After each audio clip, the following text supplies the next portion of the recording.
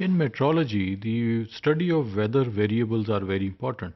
So one of the variable is wind. So here we have the global circulation of the wind, and this global circulation controls by the type of environment. So जैसे भी वहाँ पर surface environment है, उसके मुताबिक जो है air की हमें वो characteristics मिलती हैं. And the horizontal movement of wind is called advection. When the temperature change with reference to wind is called the advection. So यहाँ पर horizontal movement air की जो है जब हमें मिलती है तो वो different environment में different capacities के साथ अपनी और या different characteristics के साथ अपनी जो है वो ट्रांसफ़र ऑफ हीट करती है या ट्रांसफ़र ऑफ मॉइस्चर करती है या transfer of one environment to another environment. So in meteorology, an air mass is a volume of air defined by its temperature and water vapors content. Air masses cover many hundreds or thousands of square kilometers. So this air mass is controlled by the ground environment or water environment. जब ये continental environment से चलती है तो sometime it may be dry, sometime it may be moist, but जो water environment है जो water से ये movement होती है air mass की तो उसकी जो क्वालिटी जो है वो मॉइस्चर उसकी क्वालिटी होगी यानी उसमें वाटर कंटेंट ज़्यादा होंगे. बट इट डिपेंड्स कि वो एयर मास जो है इक्वेटोरियल एरिया से आ रही है, ट्रॉपिकल एरिया से आ रही है या पोलर एरिया से आ रही है. If it is coming from the equatorial region और tropical areas so and is coming from the ocean as well तो उसका जो क्वालिटी है that is the warm and moist.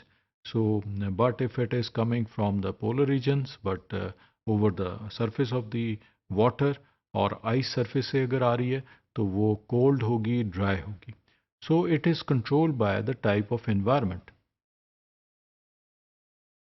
An air mass adopt the characteristics of the surface below them. They are classified according to the latitudes and their continental or maritime source regions. So हम इसको यहाँ पर source region भी कह सकते हैं. The continental environment is one of the source region of the air mass और जो maritime environment है that is one of the source of the air mass. So ये major sources हैं. Secondly हम इसको latitudinal reference से भी इसकी source region को identify कर सकते हैं. Suppose if it is closer to the tropics, so हम इसको tropical कहेंगे. If it is closer to the equator, तो हम इसको equatorial कहेंगे. तो दोनों की जो classes हैं वो different हो जाएंगी. Same is the case with the middle latitude, subpolar and polar areas. क्योंकि वहाँ पर air masses की जो characteristics हैं वो latitudinal extent के बढ़ने के बाद जैसे जैसे हम पोलर एरियाज की तरफ जा रहे हैं या नॉर्थ और साउथ 90 डिग्री नॉर्थ और 90 डिग्री साउथ की तरफ जा रहे हैं तो वहाँ पर इसकी जो करेक्टरिस्टिक्स हैं वो चेंज होना शुरू हो जाएंगी. So when masses of air with different densities densities को यहाँ पर मॉइस्चर और टेम्परेचर बेस भी हम ले सकते हैं. They represents the true characters of the source region. So जो मेजर जो वेदर जो एलिमेंट्स हैं या मेट्रोलॉजिकल वेरिएबल्स हैं उसमें मॉइस्चर और जो टेम्परेचर है वो कंट्रोलिंग फैक्टर है. एयर मासेस को वो कंट्रोल करता है.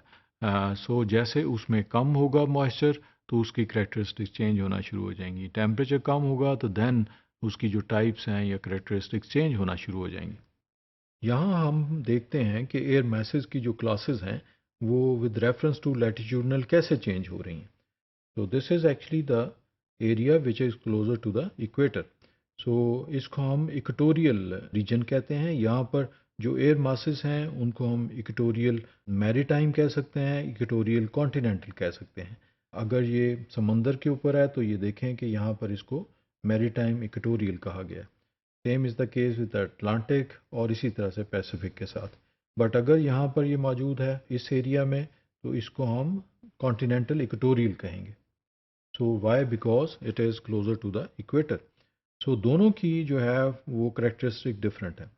अगर हम नॉर्थ और साउथ की तरफ जाएं तो ये ट्रॉपिकल एरियाज़ हैं। अगर if it is moving on the continent तो इस एरिया में ट्रॉपिकल कॉन्टिनेंटल या कॉन्टिनेंटल ट्रॉपिकल इसे कहेंगे। अगर वो ओशन के ऊपर है तो is called the maritime tropical. Same is the case with the southern hemisphere, maritime tropical, और इसी तरह से कॉन्टिनेंटल ट्रॉपिकल। कॉन्टिनेंटल ट्रॉपिकल जो है वो ड्राई होगी, उसमें हॉटनेस होगी, हॉट एंड ड्राई होगी in other word. Whereas जो मैरीटाइम ट्रॉपिकल है वो मॉइस्ट और वार्म होगी। सो इस तरह से इनमें दोनों में फ़र्क आएगा।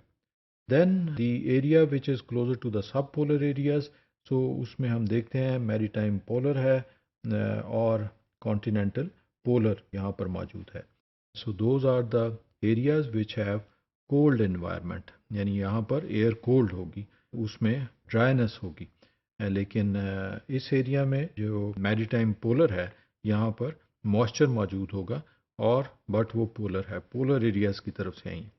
The fourth class, which is closer to the Arctic and Antarctica, are called the Arctic type of air mass.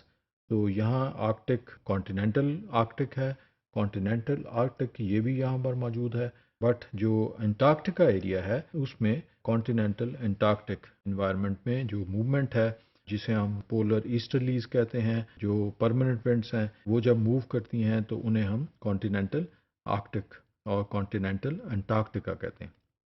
So these are the classes of the air masses which are controlled by the latitudinal extent. और latitudinal extent के control होने पे उनका temperature, moisture भी control हो रहा है। So these are the two major elements which are controlling the type of the air mass. Now here we have the example of the North American air masses.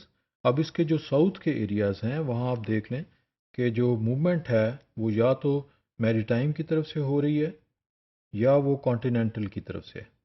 This is also maritime, and those are actually the maritime tropical areas, यानी वो areas जो कि समंदर के ऊपर हैं लेकिन tropics पे हैं, ट्रॉपिकल रीजन में हैं।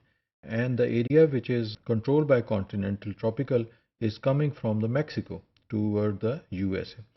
अब नॉर्थ में हम देखते हैं तो मोस्ट ऑफ द जो एयर मैसेज हैं belongs to the cool and cold environment, and some are coming from the continental area and some are coming from the maritime environment. So जैसे यहाँ पर हम देखते हैं कि मैरीटाइम जो है वो polar is coming from the north eastern side of the जो रीजन है, और ये यूएसए का भी नॉर्थ ईस्टर्न बन रहा है। सेंट्रल पार्ट जो है कॉन्टिनेंटल पोलर है जो कि कनाडा की तरफ से आ रही है, और आर्कटिक जो ओशन है या जो उसका स्नो कवर्ड एरिया है वहाँ से ये मूव कर रही है, and again is followed by the continental Arctic. So continental polar and continental Arctic both are coming from the north of the USA or from the north of the जो Canada है, and इसकी जो western side है is also covered with the maritime polar. So these are actually the air masses which are belongs to the northern side of the North America. So इसमें हम कुछ की example को detail से करेंगे।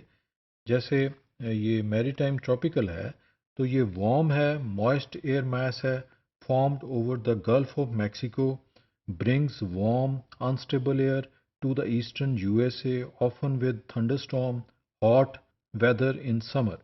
Whereas जब हम इसकी एग्जांपल कॉन्टिनेंटल पोलर की लेते हैं तो उसका सोर्स रीजन क्योंकि कॉन्टिनेंटल पोलर एयर मास है तो यहाँ पर ये कूल होगी, ड्राई एयर मास होगी, formed over the interior of boreal forest like continental Arctic air mass bring cool or cold dry weather but with warmer temperature.